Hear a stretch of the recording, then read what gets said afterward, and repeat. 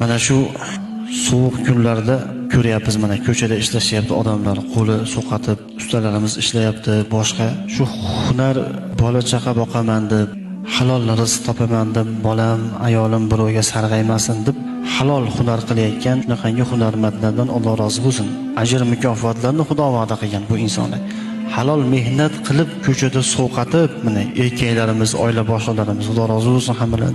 Ko'chada sovqatib, qo'li sovqatib, tellab, qiynalib, halol mehnat qilib uyga kelib uxlagan banda uyqusi ibodat bo'ladilar alayhisolatu vasallam. Payg'ambarimiz aytibdi, uyqusi ibodat bo'ladi. Har bitta olayotgan nafasda tasbih, istig'for bo'ladi. Halol mehnatdan charchab uxlab uyg'ongan bandani gunohlari kechirilgan holatda uyg'onadi degan.